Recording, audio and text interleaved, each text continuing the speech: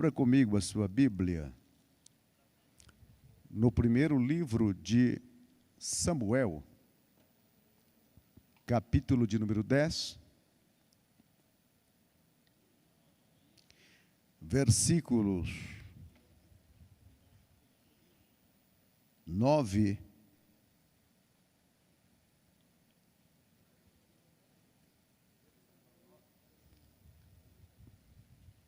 Primeiro livro de Samuel, capítulo 10, versículo 9, diz a palavra do Senhor.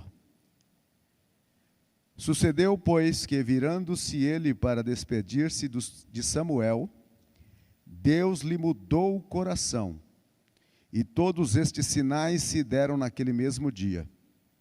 Chegando ele a Gibeá, eis que um grupo de profetas lhe saiu ao encontro, o Espírito de Deus se apossou de Saul, e ele profetizou no meio deles. Todos os que dantes o conhecia, vendo que ele profetizava, dizia uns aos outros: que é isto que sucedeu ao filho de Quis? Está também Saul entre os profetas? Então um homem respondeu: pois quem é o pai deles? Pelo que se tornou um provérbio, está também Saul entre os profetas? Versículo 13. E tendo profetizado, seguiu para o alto. Podeis sentar, glória a Deus. E eu quero falar sobre a unção te transforma em um homem extraordinário. É sobre este tema que eu quero falar. Nestes últimos meses, desde o mês de março, eu estou muito preocupado com a questão da vida com o Espírito Santo. E neste período em que nós estamos vivendo tão novo para nós, nós temos que tomar certas diligências, principalmente nós ali em Araçatuba, para que as coisas continuem caminhando de uma forma maior e mais abrangente no nosso meio. Todos os senhores conhecem a história de Saul, filho de Quis, da tribo de Benjamim. Benjamim é o filho caçula de Jacó, com Raquel. E Benjamim tem uma marca sobre a vida. Quando o pastor estava falando de Jabes, eu comecei a pensar. Quando ele nasce, a sua mãe coloca o nome de Benoni, que significa filho da minha dor. O pai, vendo que o filho não poderia seguir com aquela marca para sempre, então muda o nome para filho da minha destra, ou filho da minha mão direita. Acerta uma analogia com Jesus Cristo, porque Maria disse a Simeão que uma espada transpassaria o seu coração.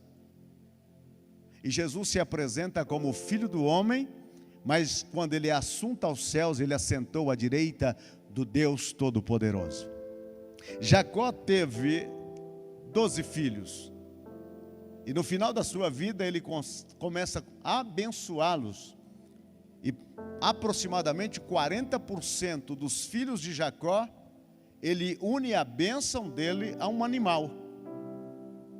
Nós temos o leão, nós temos jumentos, nós temos serpente, nós temos também gazela e nós temos o Benjamim, que é lobo. Agora, há uma coisa interessante sobre os lobos, que o lobo, ele tem por si uma característica de passar uma semana completa perseguindo a presa. Então parece que este Saul, ele tem algumas afinidades com este animal. Nós encontramos ele na abertura da sua história, perseguindo umas jumentas que haviam extraviado. E depois, a continuidade, ele persegue a Davi. Outro perseguidor que apresenta também na Bíblia Sagrada, que é da tribo de Benjamim, é Saulo, que com um jogo de palavras é o mesmo nome, Saul. Saulo é o perseguidor, mas ele teve um encontro, e isso mudou toda a história. Agora, meus irmãos, Saul, ele tem um aspecto extraordinário. Ele é o bonitão. É aquele rapaz que faria qualquer moça perder as sandálias correndo atrás dele. A Bíblia disse que ele era de fechar o comércio. Era assim como o filho de pastor presidente. Lindo. A Bíblia disse que do ombro para cima ele era mais alto. Como diz ali na Argentina, um tipaço. Um sujeito muito bonito. Era só. Mas minha mãe dizia que boniteza não se põe na mesa. Porque o maior legado que um homem e uma mulher têm não são os seus aspectos físicos, mas o seu conteúdo de alma. É aquilo que ele traz dentro de si. Saul é provisto de beleza e escasso de virtudes. Aqui vai uma palavra com todo carinho às nossas moças. Nem tudo que brilha é ouro. É preferível ficar com este desprovisto de beleza, mas cheio de conteúdo. Não se deixe enganar por isso. Saul é um homem ordinário. A palavra ordinário, claro que no nosso aportuguesado, ele ganha uma conotação, muitas vezes, até de uma palavra pejorativa. Mas Saul é uma pessoa medíocre, mediana, normal, comum. A única coisa que destaca nele é a sua estatura e a sua beleza. É muito pouco. Porque se alguém baseia-se na sua beleza, até mesmo Miss Brasil, Miss Universo, um dia vai para o lugar de recanto, aonde não tem mais o seu nome propagado. A Bíblia, quando apresenta Saul, apresenta ele tentando encontrar umas jumentas de seu pai. É uma tarefa da mais simples que qualquer servo da casa poderia fazer.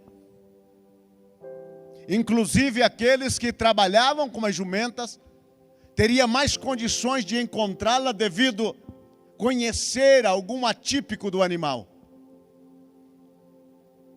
Mas o seu pai lhe consigna essa tarefa para que ele vá procurar jumentas. Ele é um homem, na minha maneira de vê-lo, ele é um homem sem frutos.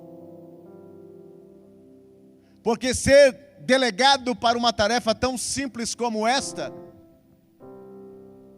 é que na casa ele ainda não tinha demonstrado nenhuma qualidade excepcional ou extraordinária.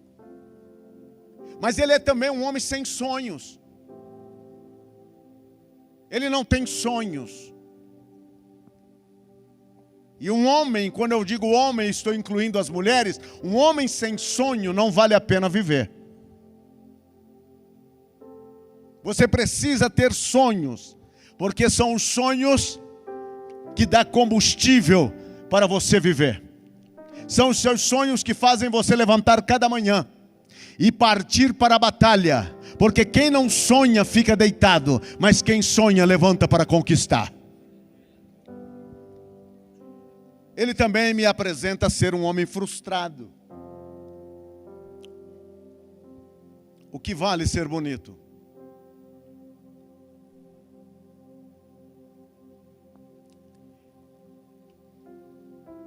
Quando depois de 3 dias de procura das jumentas, ele chega para o seu servo e disse: vamos voltar.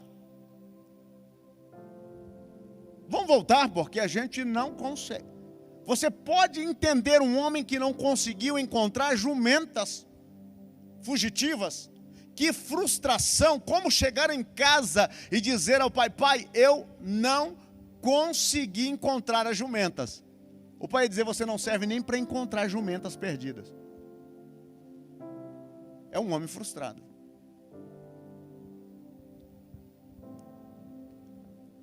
Mas ele estava com um servo. Como é bom você ter alguém ao seu lado que muitas vezes tem uma visão um pouco além da ponta do dedão. O servo disse: nesta cidade tem um homem de Deus, é honrado e tudo que ele fala acontece. Vamos lá ver ele, vamos falar com ele, quem sabe ele tem uma palavra para nós. E Saul diz ao seu servo: mas se a gente for falar com este homem, nós precisamos levar alguma coisa. Mas a gente não tem pão, a gente não tem algo de dar a ele, um presente. Ele me apresenta aqui também como um homem de mãos vazias, que não tem nada para dar. E a Bíblia disse que bem-aventurado é dar do que receber. Mas aquele servo tinha. Como é bom andar com alguém que sempre tem alguma coisa na mão para oferecer. Faça assim com a sua mão, por favor. Deus coloque nesta mão alguma coisa para que esta serva, este servo, tenha para oferecer. Se você crê, diga amém. Glória a Deus. Agora, meus queridos irmãos, se a história terminasse aqui, porque Saul, ele já estava dizendo: não, vamos voltar para casa. Por ele tinha voltado dali. Por ele estava disposto a enfrentar o pai e ouvir aquela expressão: você não serve para encontrar nem jumentas perdidas. Era apenas mais uma marca naquele grandote homem, com um perfil bonito, mas sem habilidades.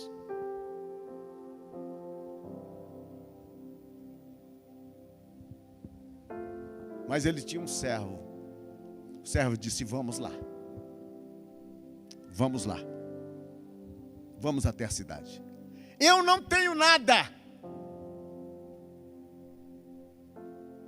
Mas o servo disse: eu tenho. Tenho aqui ainda 1/4 de um ciclo de prata. Vou dar isso ao homem de Deus,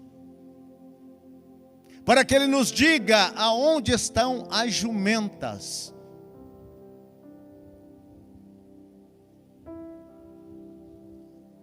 Você só se torna um homem extraordinário quando alguém te conecta, porque Deus trabalha com conexões. Alguém precisa conectar você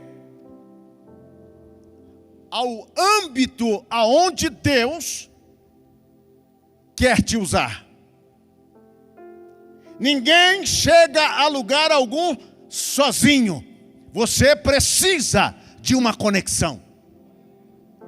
No caso de Saul, a conexão para abrir a porta do extraordinário foi aquele servo. Um servo.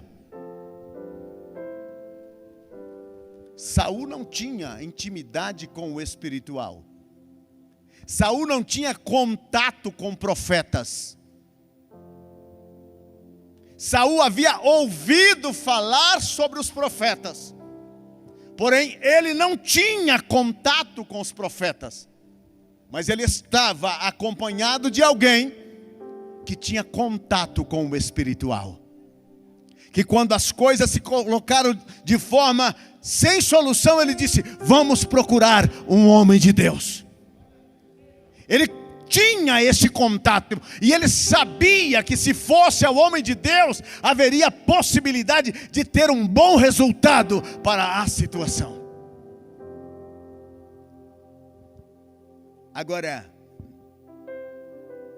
eu e você sempre precisamos desses contatos, dessas conexões, de pessoas que nos conectem ao extraordinário, que nos tire do ordinário e nos coloque na porta do extraordinário. O servo de Saul, ele é conectado com o extraordinário. Ele é um servo. Ele não é tão bonito como Saul e nem tão alto. Porque no reino de Deus não é a estatura que manda e nem a beleza. É a espiritualidade. O servo de Saul, ele conhece o profeta. E quando Saul disse, eu não tenho com que pagar, ele disse, eu tenho. Alguém precisa pagar para que você acesse o extraordinário. Alguém precisa pagar. Alguém precisa colocar você na porta. Todas as oportunidades da vida, elas acontecem com alguém que te introduziu. E muitas vezes até contra a sua própria vontade. Te colocou na porta, no lugar aonde algo que nunca aconteceu com você irá acontecer. É a forma de Deus. Eu estava na Argentina como missionário. Ficamos 4 anos. Nestes 4 anos, o pastor Paulo foi lá 5 vezes. Na última vez, eu fui levar ele no aeroporto e ele me disse, Aparecido, o que você quer? Você quer ficar na Argentina? Você quer ir para a Colômbia? Ou você quer voltar para o Brasil para receber um campo de presidência? Eu disse, pastor, na Argentina eu estou. Na Colômbia eu já estive. Presidente no Brasil eu nunca fui. Então, se o senhor me dá o direito de escolha, eu fico com a terceira possibilidade. Entre A, B e C, eu fico com a B. Ele disse, então você vai para o Brasil e você vai receber um campo de presidência. Ele foi a minha conexão. Ele me colocou na porta. A minha oportunidade. Você está entendendo o que eu estou te dizendo? Isso sucede em todos os ramos da vida. Pode ser nos negócios, no comércio, pode ser no empreendedorismo, pode ser em todas as áreas da sua vida. Você vai precisar de alguém que te conecta. Pode ser o seu pastor, pode ser o seu amigo, pode ser o seu vizinho, pessoas. Aí você precisa andar com os olhos bem abertos nesta terra para saber que próxima conexão vai acontecer para você entrar. Eles vão colocar você diante da porta aberta, vão pagar o preço por você. Tem um quarto de ciclo, vou pagar isso para nós estarmos diante do profeta. E tem alguém com muito entusiasmo querendo investir em você. E você tem perdido conexões, possibilidades, momentos, e você não pode perder. Saul queria voltar. O servo disse, vamos. Saul disse, voltamos para a casa do papai. O servo disse, vamos buscar o homem de Deus. O extraordinário custa investimento.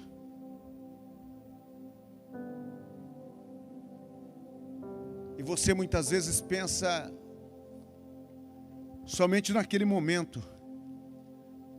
Mas o que Deus leva você a entender é que não é um momento, não é um momento, é uma vida.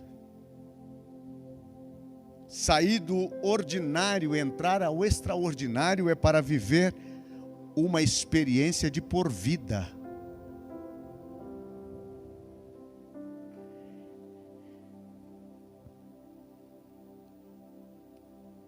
Quando eles chegam na cidade, encontram umas moças e o servo pergunta: o homem de Deus está aqui? Elas disseram: correm, porque o culto já vai começar e ele veio e é ele que abençoa o sacrifício. Corre. E eles chegam na cidade e olha Saul, ele não conhece profeta. E pergunta para um transeunte: o homem de Deus está aqui? E Samuel disse: eu sou o homem de Deus que você está procurando.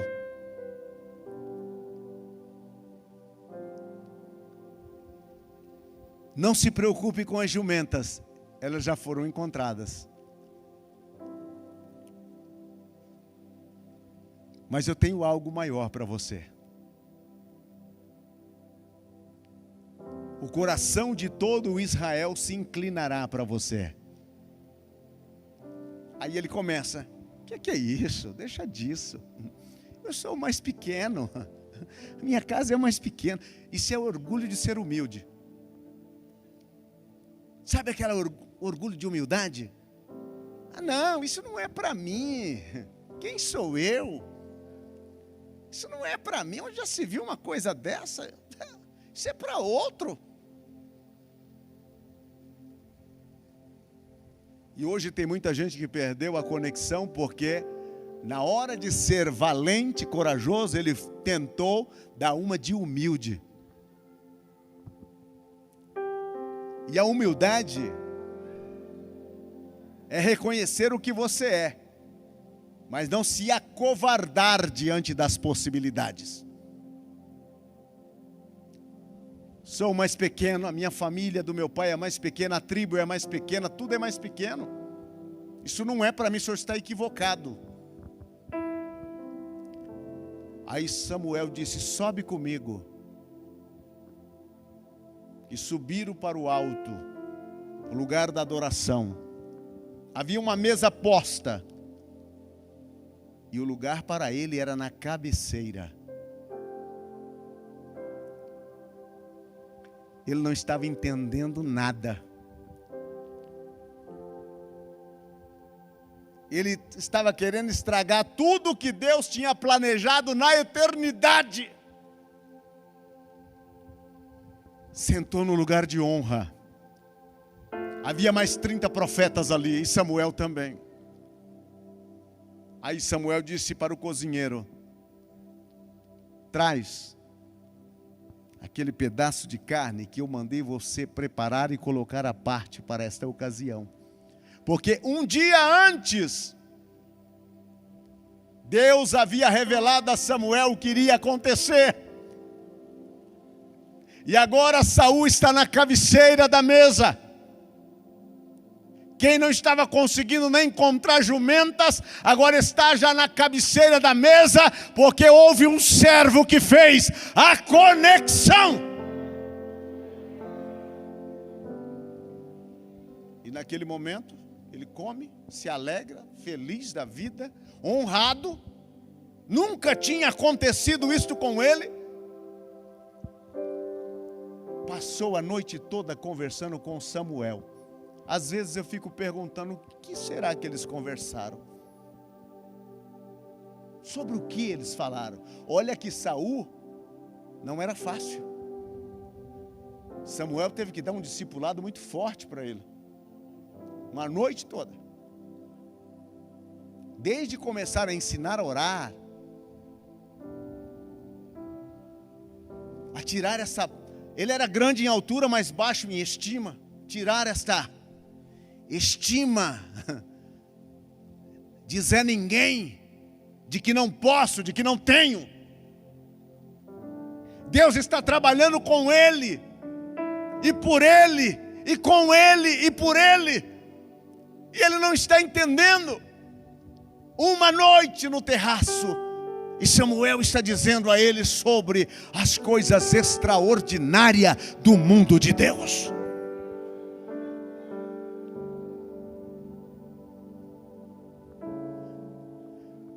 Aquele encontro estava agendado, porque no dia anterior Deus já tinha falado a Samuel.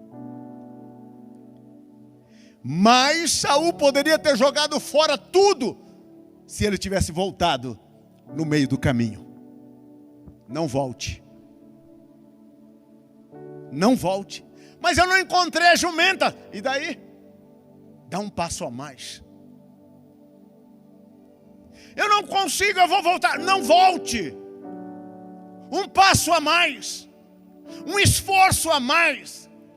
Quem sabe a porta da tua conexão está a um passo da tua vida. Um passo da tua decisão. Um passo de coragem, um passo de determinação em dizer: não importa o que vai acontecer, eu vou ainda dar mais um passo, eu vou me esforçar um pouquinho mais, e eu vou ver o que está do outro lado da porta. Aleluia.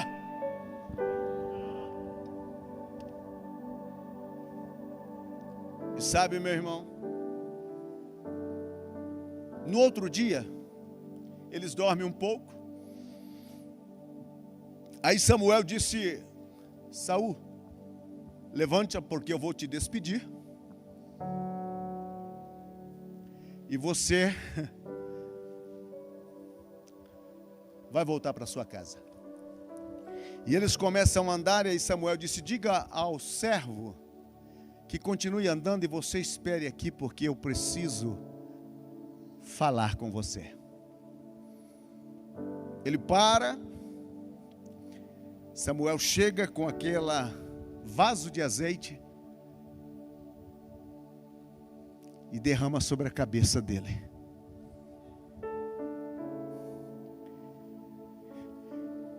E disse para ele: 3 sinais vão acontecer com você. 3 sinais. E quando ele vira para sair em direção à sua casa, a Bíblia disse que Deus mudou o coração de Saul. E ele foi transformado em um outro homem. A unção veio.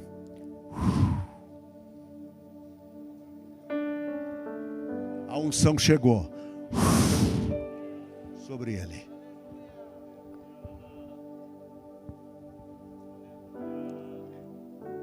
E ele, que não tinha habilidade nem para encontrar jumentas, agora recebe a unção. E a habilidade já faz dele um guerreiro, um rei, um administrador. A unção te tira do ordinário, te transporta para o extraordinário. É isso que o Espírito Santo quer fazer com você. Te tirar do ordinário, te transportar para o extraordinário. E quando ele vem voltando, vem uma companhia de profeta. E Saul já está no meio deles. E ele também começa a profetizar. Ele agora entra no sobrenatural. Ele começa a profetizar.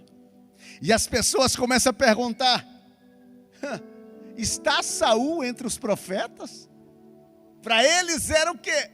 A última coisa que poderia acontecer.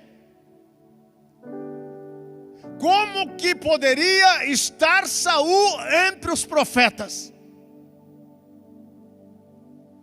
Ali não era o lugar dele. E isto virou até um provérbio entre o povo. Está ele entre os profetas? Quando eu cheguei à igreja, no ano 81, nós morávamos numa favela ali em Limeira. Favela da Nova Europa, Barroca Funda. Nossa casa era de taipa e de barro. Eu estava no ano de prestar o serviço militar e não conseguia emprego. Me falaram de Jesus. Um rapaz por nome de Juraci. Ele passou em frente ao nosso barraquinho e disse: Caveira, esse era o meu nome de guerra. Ô Caveira,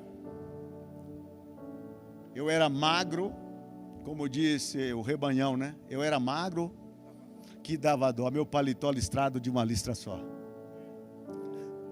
Eu dizia para os irmãos que dias de culto em chuva eu chegava sequinho na igreja, vinha só esquivando. E ele passou na frente de casa e disse: Caveira, você não quer ir na igreja comigo? Nós vamos ter um culto hoje. E eu não gostava de crente. Tinha uma bronca de crente. Eu disse: olha, eu fiquei sabendo que as meninas crentes são muito bonitas. E eu estou precisando arranjar uma namorada, eu vou lá. E eu fui. Era uma congregação meia água e eu entrei. E tinha uma irmã contando um testemunho. Quando eu entrei, ela já esticou o dedo na minha direção e disse: jovem, Jesus te trouxe você aqui hoje, porque Ele tem um plano na sua vida. Vem aqui e eu vou orar por você.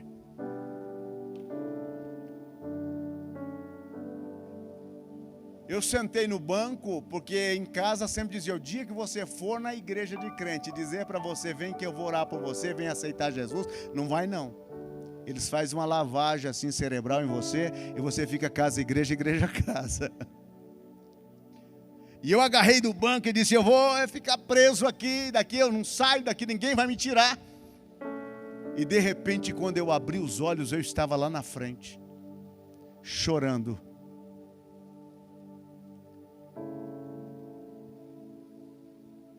Entreguei a minha vida para Jesus. Pensa numa pobreza. Eu não tinha sapatos para ir à igreja. Eu tinha uma calça e uma camisa. E muitas vezes eu fiquei enrolado numa toalha esperando a calça e a camisa secar para poder ir ao culto. 45 dias depois de crente, numa consagração na manhã na nossa igreja, pastor José Felipe de Miranda começou a profetizar. E ele veio na minha direção e colocou o peso daquela mão dele na minha cabeça e disse: tenho te chamado, vou te levar para muitos países, vou te abençoar. E eu, debaixo daquela mão, comecei a rir e pensar: como pode? Eu não tenho sapato para calçar, não tenho roupa, como é que eu vou viajar? Quando eu pensei isso, a voz falou: te darei roupa, te darei calçado, e te colocarei entre os meus.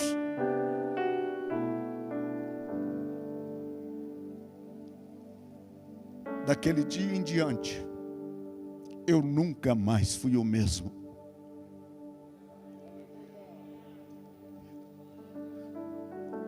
Deus tem o extraordinário para todos nós. Eu não sei aonde vou chegar,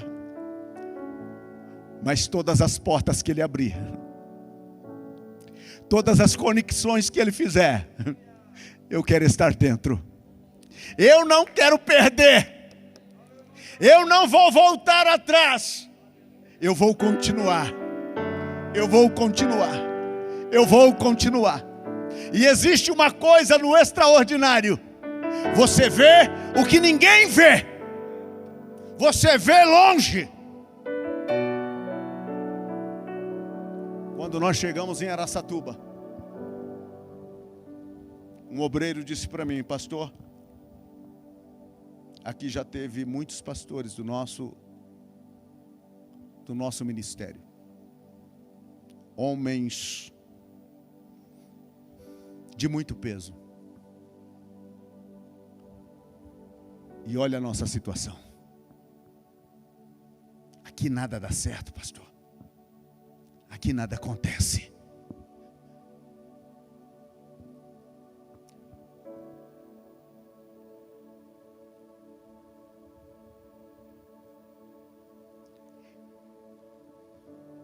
E nas minhas caminhadas eu comecei a ver.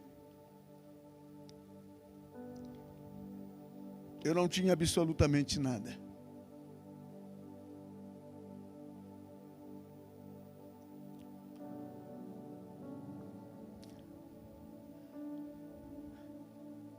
E eu disse: Deus, se o Senhor abrir uma porta, eu entro. Uma só.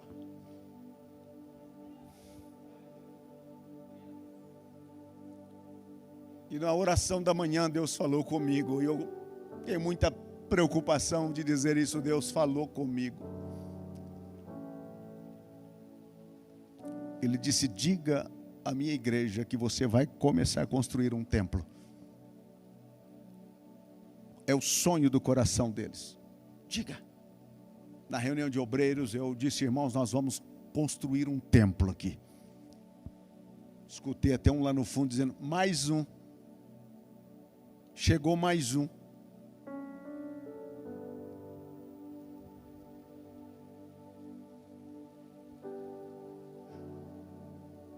Fiz uma campanha, a gente conseguiu levantar 200 mil reais, pastor. Para nós, era uma dinheirama sem fim. As brocas do nosso templo ali foram 16 metros, 17 metros de profundidade cada uma. Chegava aqueles caminhão de concreto e era como nada naquelas brocas. O dia que eu assinei o contrato do pré-moldado, eu não tinha dinheiro para pôr a gasolina no carro para voltar para casa, desde a Cidade Franca.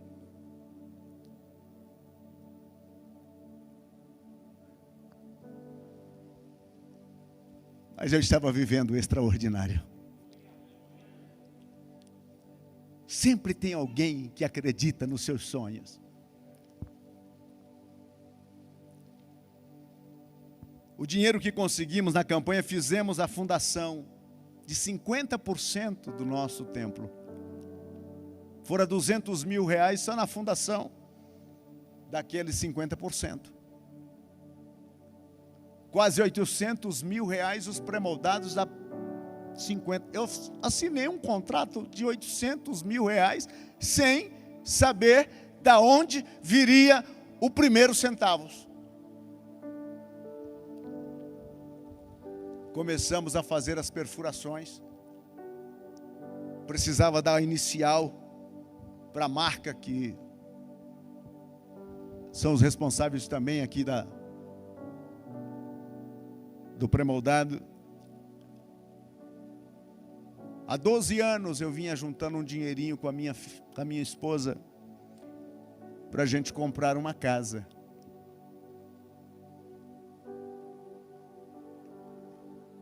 E eu, numa manhã, na oração, o Espírito Santo disse: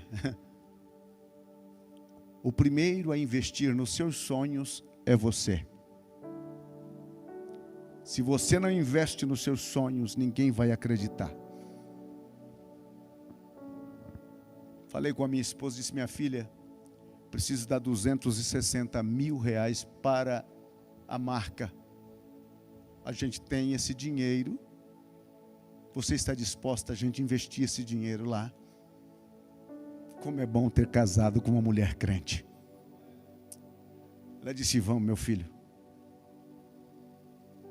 Levei o dinheiro, começamos. Veio a segunda etapa. E lá está. Não está terminada. Não é esse esplendoroso templo. Mas é o que as nossas forças alcançou. Deus te conecta do ordinário ao extraordinário. Não se esqueça disso. A unção te fará este homem, esta mulher extraordinária. nós vamos ouvir testemunhos e relatos de empreendedores na nossa igreja. Nós vamos ouvir testemunhos e relatos de macros empresários em nossa igreja, porque eles serão conectados a este extraordinário de Deus. A unção não é só para pregar, não é só para o ministério. A unção, ela é em todas as direções da vida, quando Deus quer abençoar uma pessoa, um homem e uma mulher. O que eu devo fazer, pastor? Procure aqueles que te conectam. Procure aquelas pessoas que você vê que eles estão avançando com Deus. Se una a ela. Pergunta o seu segredo. Qual é o seu segredo? Como é que você chega? Ele sempre tem um segredo. E se você tiver algum sonho, conte o seu sonho. Diga àquela pessoa: eu gostaria de realizar isso, de fazer isto. E você vai ver que terá pessoas que vão te conectar, que vão te colocar diante da oportunidade. A unção virá sobre você. Oh, Xarabacamanamachori andarai. A unção virá sobre você. Quem sabe você diz: o que vai acontecer comigo, pastor? Ninguém vai lembrar de mim, ninguém nunca vai imaginar que eu existo. Não sou cogitado para nada, não tenho protagonismo em nada. Os céus estão conspirando por você. Ele está conspirando por você. Os céus inteiros estão torcendo por você. Agora vai depender de você. Se Saul tivesse voltado naquela jornada antes de ir até o homem de Deus, nós não estaríamos falando dele nesta noite. Mas como ele prosseguiu, ainda que contra a vontade, ele foi conectado para uma unção extraordinária. O que você quer de Deus? Ou o que você sonha? O Espírito Santo coloca isso no seu coração. O que você sonha? Quais são os seus sonhos? Ah, pastor, eu sou muito velho para sonhar. A Bíblia diz que na velhice darão frutos e serão viçosos. O que você sonha?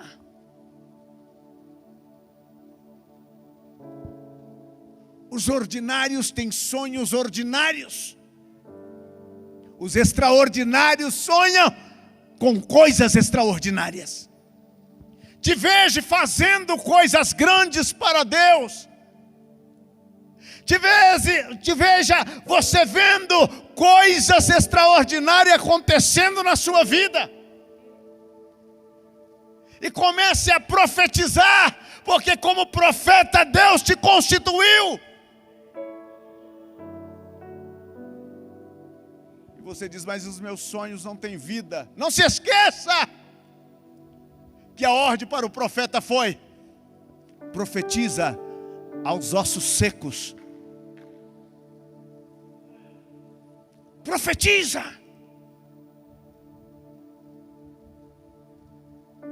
Um dos nossos obreiros, assim que cheguei em Araçatuba, ele disse: pastor, naquela congregação nada acontece, nada vai, nada dá certo.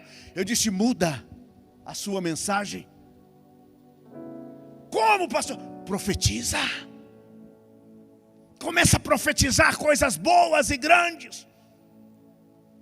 Levanta de madrugada, entra naquele templo, profetiza naqueles bancos.